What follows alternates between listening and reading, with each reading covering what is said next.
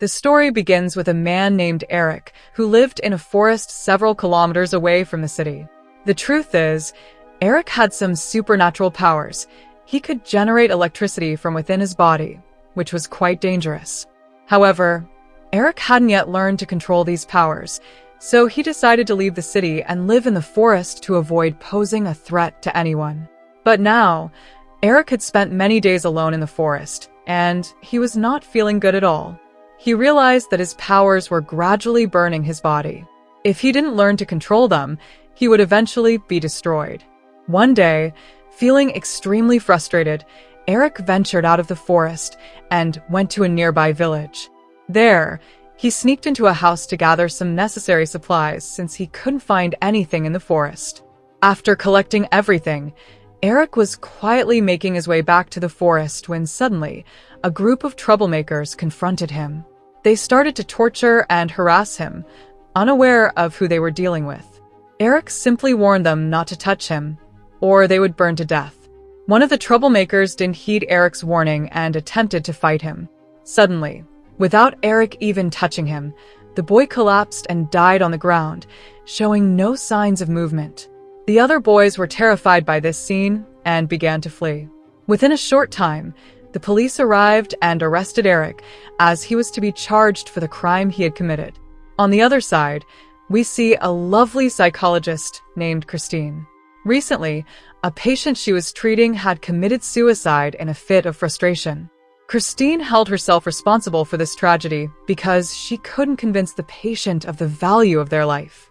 Feeling very sad, Christine was lost in her thoughts when an officer called her, as they needed her urgent help with a case. Christine quickly put everything aside and went into the police station, where she learned that she was to treat a man named Eric who had been arrested for the murder of a child. Christine approached Eric cautiously, asking him what his problem was and what was happening in his body that he wanted to show her. Speaking gently, Christine helped Eric feel more comfortable. Gradually, he began to tell her about his supernatural powers. To demonstrate, Eric started to move a glass of water placed nearby without touching it, using his powers. At the same time, he used his telekinesis to lift Christine's hair in the air. Christine was shocked, as she had never witnessed anything like this before. Then, Eric placed his hands on a wooden surface and began to ignite it, causing the temperature in the center to rise dramatically due to his supernatural abilities. The fire alarm started ringing. Christine urged Eric to learn to control himself, explaining that his powers could endanger many lives. After several attempts to reason with him, Eric finally managed to control his powers and suppress them within himself. News of Eric's supernatural abilities spread quickly, prompting the U.S. military to arrive in helicopters to take him away. However, Eric was terrified and refused to go with them. Christine warned the soldiers that taking him in this manner was risky, but the U.S. military was simply following orders from the president.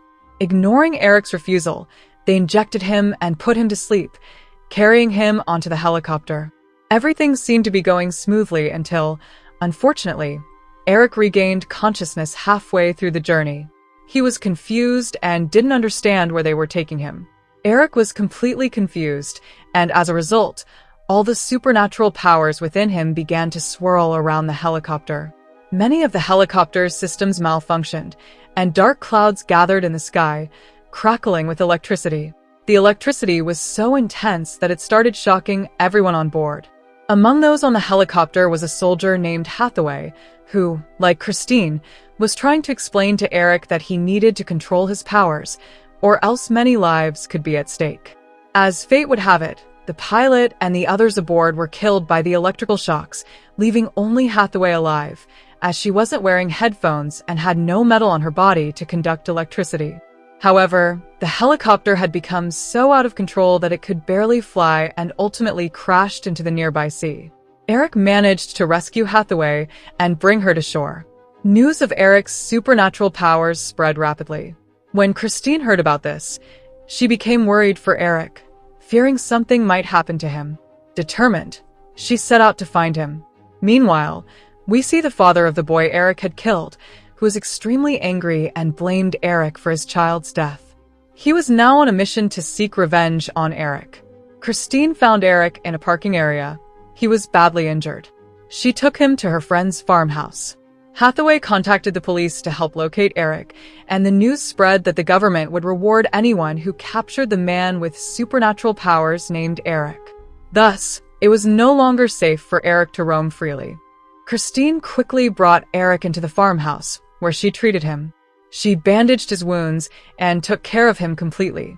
After a long day, Eric fell asleep right there. It became clear that he was starting to trust Christine blindly. He had struggled to control his powers before, but since being with Christine, she had taught him to manage both his abilities and emotions. While Eric was asleep, Christine received a call from a friend who warned her that if she continued to support Eric in this way, she would also be considered a criminal by the police. It would be better for her to turn Eric in so they could conduct their investigation. Christine found some logic in this, but after Eric woke up, she suggested that he surrender himself. However, she lacked the courage to hand Eric over to the police. After much persuasion from Christine, Eric understood and agreed to surrender, as he didn't want to put her in trouble. As they were driving toward the police station, Christine realized she had developed strong feelings for Eric. She hugged him tightly and said she wouldn't let him go, indicating that she was in love with him and would never turn him over to the police. They continued to drive away in her car. While traveling, they stopped at a gas station where Christine was filling up the tank. As she glanced at a television, she saw their pictures on the screen, labeled as criminals who needed to be captured. This revelation scared Christine. She felt that she had become a criminal alongside Eric. When she returned to the car, Eric was nowhere to be found. Christine began to search frantically, wondering where he had gone. After looking around, she found Eric standing in a spot, behaving very strangely. Christine manages to get Eric into her car because wandering around outside was far from safe for them. News about them had spread everywhere and people were starting to recognize them. Eric then told Christine that he was suddenly experiencing strange visions involving a tree that he felt completely connected to. He expressed a desire to return home because it was from there that he had received these unique powers. If he could uncover the truth there, he might also learn who had given him these powers. Christine advised Eric to control his powers, but by then it seemed to be too late. Eric became highly agitated, and electric waves began to emanate from his body, damaging the car completely. Due to the destruction of the car's systems, it soon came to a halt, leaving them unable to go any further. After all this, Christine stepped outside with Eric and stopped a passing truck. An unsuspecting man was inside, who apparently hadn't seen the news. Otherwise, he would never have allowed Christine and Eric into his truck. For the moment, they both climbed in, hoping to escape the police's notice and get out of the city. The truck driver had no idea about their situation. As the truck moved forward, Christine and Eric were unaware that the police had surrounded the entire area. Officers had positioned themselves at the edge of a bridge that led out of the area, ensuring the truck had no escape route. When the truck driver spotted the police, he panicked and jumped out, shouting that he wasn't with them and that those two criminals were in his truck and should be arrested. It became clear then that the truck driver had known all along that they were criminals, as he had seen their pictures on TV. He simply wanted to hand Christine and Eric over to the police. Now, Eric and Christine realized that they were completely trapped, and the police force wouldn't let them go anywhere. All the soldiers took their positions with guns drawn, and Hathaway had also arrived to capture Eric. Christine, stepping down from the truck with Eric, tried to explain to the soldiers that Eric was not at fault. He was just trying to control his natural powers. However, the soldiers grabbed Christine and began to cause her considerable distress. Eric pleaded with them not to involve Christine, insisting she was only trying to help him. Yet the soldiers showed no mercy. Eric's desperation turned to anger, and he began to transfer electricity from his body, which spread across the entire bridge. In an instant, the weather changed, the sky darkened, and lightning began to crackle. Seeing this, everyone on the bridge quickly evacuated, knowing that if electricity passed through the iron rods there, anyone touching them would be electrocuted. Christine rushed to Eric to calm him down, and he managed to regain some composure. However, the soldiers still didn't back off. In response, Eric unleashed more than half of his powers, causing powerful electric shocks to erupt. Nearby children filmed the extraordinary event, having never witnessed anything like it before. The sheer amount of electric shocks made the soldiers flee in fear.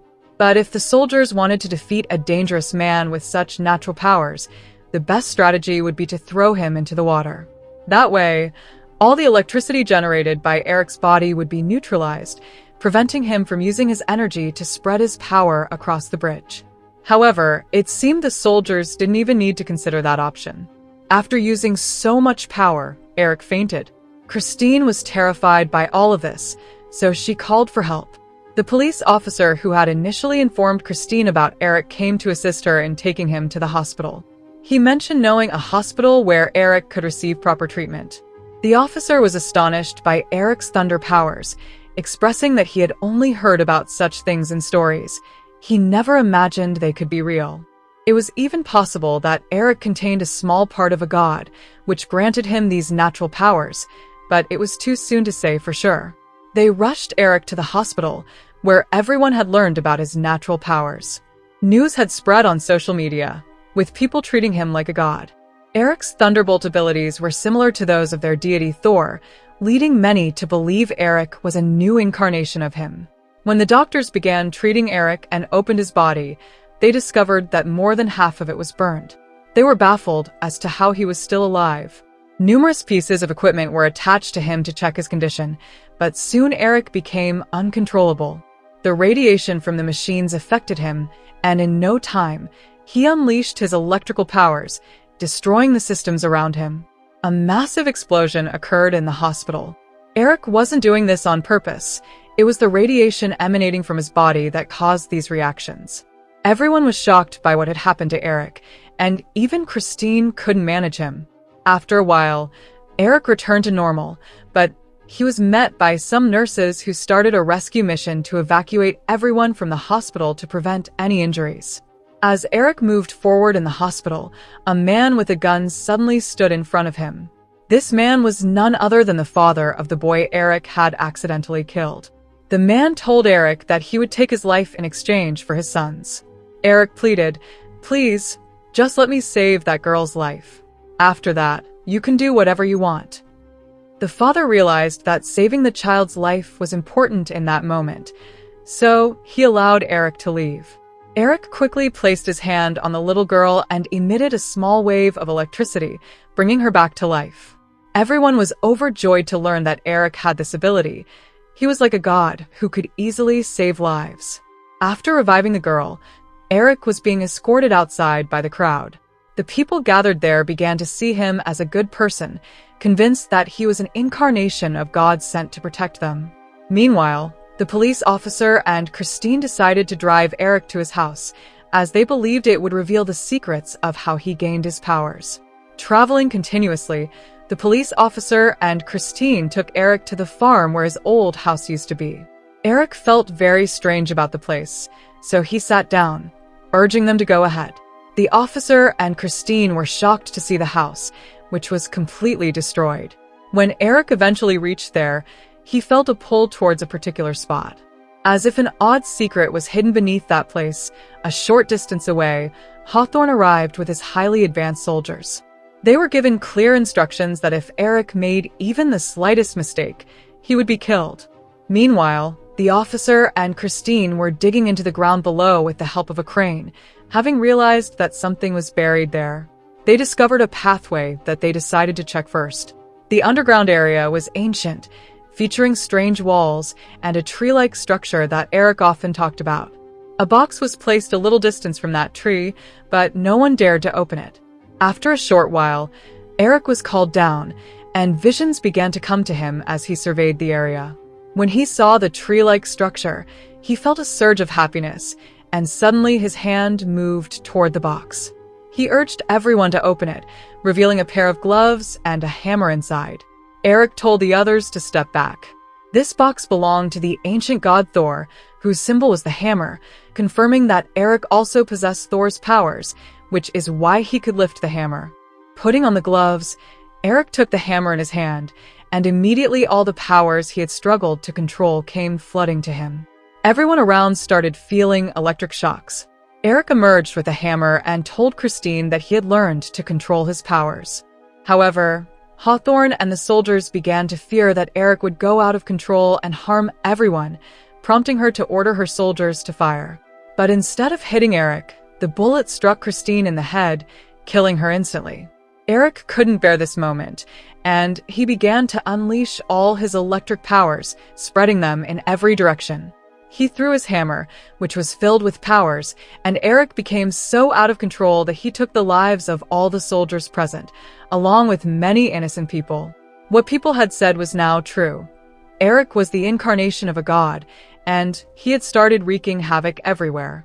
All the people around lost their lives. After causing such destruction, Eric vanished, and our story ends here.